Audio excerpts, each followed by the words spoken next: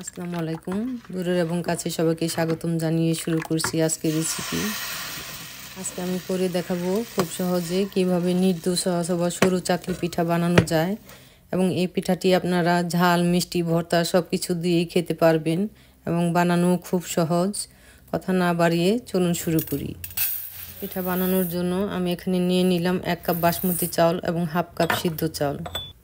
আপনারা এখানে যে কোনো ধরনের আতপ চাউল অথবা পোলাও চাউল নিতে পারেন, সেই সাথে অবশ্যই সিদ্ধ চাল ব্যবহার করবেন, তাহলে আপনাদের পিঠা অনেক সফট হবে। চালটা ভালোভাবে ধুয়ে নিয়ে ভিজিয়ে রেখেছিলাম 5-6 ঘন্টার জন্য। আপনাদের হাতে সময় থাকলে সারা রাতও ভিজিয়ে রাখতে পারেন। এখন আমি 5-6 ঘন্টা পরে পানি ফেলে দিয়ে আবার ধুয়ে নিয়েছি। এখন আমি চালটাকে ব্লেন্ড করে নিব। খুব ভালোভাবে ব্লেন্ড করতে হবে যাতে দানা দানা না থাকে। এখন আমি দিয়ে দিলাম হাফ কাপ নারকেল কোড়া। নারকেলটা দিলে খেতে খুবই মজা হয়। সেই সাথে দিয়ে দিলাম হাফ কাপ পানি। পানির পরিমাণ প্রথমে বেশি দিবেন না, তাহলে চালগুলি ভালোভাবে ব্লেন্ড হবে না। যদি পানি লাগে অল্প অল্প করে দিয়ে ব্লেন্ড করে নেবেন। এই কাজটি আপনারা পাটায় বেটেও করতে পারেন। ব্লেন্ড করা হয়ে গেছে।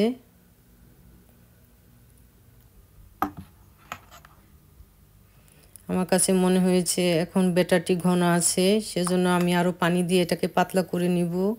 দিয়ে দিলাম পরিমাণ মতো লবণ।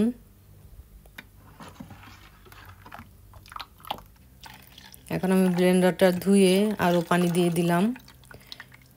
এই ব্যাটারটি খুবই পাতলা হবে।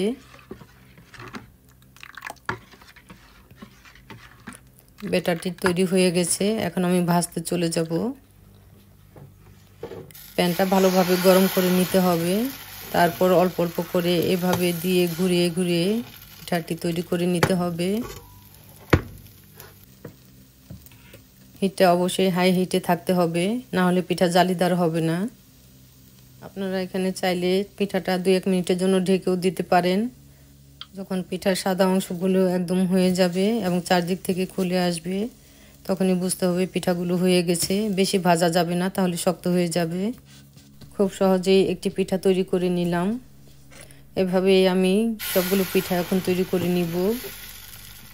যারা এখনও আমার চ্যানেলটি সাবস্ক্রাইব করেনি, প্লিজ সাবস্ক্রাইব করে দিবেন। সেই সাথে লাইক কমেন্ট শেয়ার করারও অনুরোধ রইল। রেসিপিগুলো কেমন লাগে জানাতে ভুলবেন না। খুব সহজেই আপনারা এই পিঠাটি তৈরি করে নিতে পারবেন। সকাল কিংবা বিকালের নাস্তায় এরকম একটা পিঠা বানালে আপনারা যে কোনো কিছু দিয়ে খেয়ে নিতে পারবেন এবং খেতে খুবই মজার হয়। এটা দেখতে অনেকটা ছিট রুটির মতো, কিন্তু এটা ছিট রুটি না, এটার নাম নির্দোসা।